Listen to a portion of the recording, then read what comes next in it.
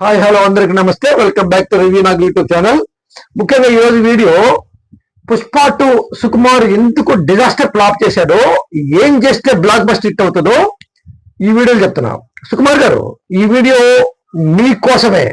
ఎందుకంటే ఈ వీడియో చూసి ఒకవేళ మీరు ధైర్యం దమ్ము ఉంటే పార్ట్ 3 తీస్తే ఎలా సక్సెస్ చేయాలో ఈ వీడియో చూసి నేర్చుకోండి. టికెట్ల రేట్లు పెంచడం వల్ల కాదు, సినిమాలో దమ్ము లేదు కాబట్టి సౌత్ ఇండియాలో థియేటర్ మొత్తం ఖాళీగా ఉన్నాయి అని చెప్పడానికే నా ఈ వీడియో మీకోసం. సినిమాలో దమ్ముంటే జనాలు థియేటర్కి ఎలా ఎగబడతారు చెప్పనా? ఒక మందుకు అలవాటు పడిన ఒక మందు బానిసలు, ఒక డ్రగ్స్ అడిక్ట్ అయిన వాళ్ళు ఎలా ఎగబడతారో డ్రగ్స్ కోసం, అలా థియేటర్ ఎగబడతారు. పుష్ప 2లో ఎందుకు దమ్ము లేదో, ఎందుకు డిజాస్టర్ ఫ్లాప్ అయిందో ఈ వీడియోలో చూద్దాం. కుమార్ గారు బేసిక్ గా యాక్షన్ డైరెక్టర్ అయితే కానే కాదు. ఎందుకంటే అతను తీసిన సినిమాలన్నీ కూడా ఆర్య 2, నానక ప్రేమతో, కుమారి 24 FM and world block buster flop Mahesh Babu 1 movie తీసిన ఘనుడు.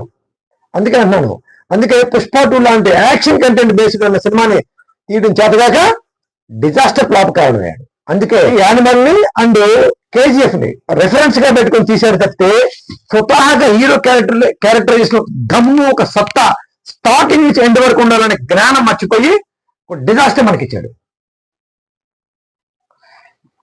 అసలు పుష్ప 2 ఎందుకు డిజాస్టర్ అయిందో ఇప్పుడు చూద్దాం. యాక్షన్ సినిమా బేస్డ్ ఏంటి?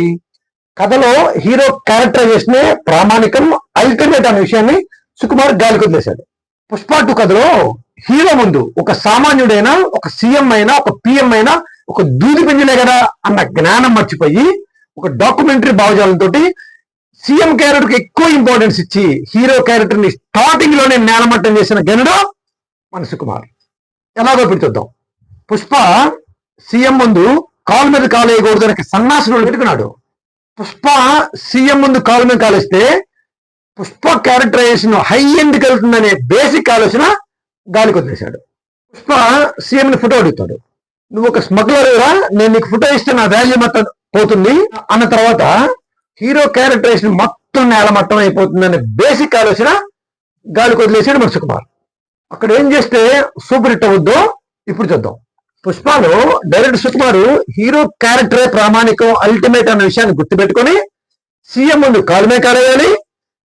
ఎంతమంది ముందు మన పుష్పని సీఎం అవమానపరిచాడో అదే అంతమంది ముందు పుష్ప ఎదురుదారి చేసి సీఎం దగ్గరికి వెళ్ళి, అరే సీఎం, నీ మీద ఎన్నో స్కామ్లు ఉన్నాయి, ఎన్నో కేసులు ఉన్నాయి, బట్ నేను స్మగ్లర్ దొంగనే కావచ్చు, కానీ నువ్వు ప్రజల జేబుల్లో డబ్బులు కొట్టేసే ఘరానా దొంగ నువ్వు, నీకు నాకు పెద్దగా తేడా లేదు.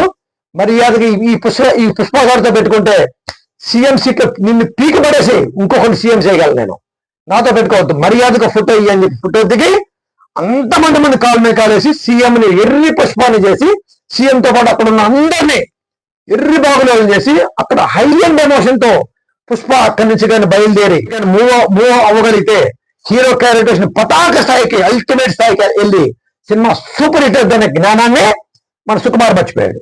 హీరోని ఎక్కడ లేపాలో అక్కడ ఎలివేషన్ ఇవ్వకుండా ఎక్కడికి లేపాలో అక్కడే నేలమట్టం చేసి సినిమాని అధాపాతాలో కానీ తొక్కేసిన గరుడు మన డైరెక్టర్ సుకుమార్. బేసిక్ గా హీరోనే ప్రధాన పాత్రధారి కాబట్టి మిగతా పాత్రలన్నీ అనుసంధికమైన పాత్ర తప్పితే మెయిన్ పాత్రలు కానే కాదనే విషయాన్ని మర్చిపోయాడు. అసలు ఫోటో ఎవరు అడగాలి? పుష్పగా సీఎం ఫోటో అడగాలి, పెళ్ళాం కాదు. పెళ్ళాం ఫోటో అడిగితే అది పెళ్ళాం స్టోరీ అవుతుంటే పుష్ప స్టోరీ కాదు. ఇది ఒక మేజర్ మైనస్. సినిమా స్టార్టింగ్ లోనే సీఎం కి పుష్పకి మధ్య కాన్ఫ్లిక్ట్ క్రియేట్ చేసి అక్కడ రైవాలరీ మొదలుపెట్టి సీఎం ని మార్చాలన్న సంకల్పంతో హీరో బయటకు వెళ్ళినప్పుడు ఆ సీఎం ని ఎలా మార్చగలుగుతున్నాడు, అక్కడ ఇద్దరికి వైరుధ్యం పెంచాలి. మెయిన్ విలన్ సీఎం అవ్వాలి.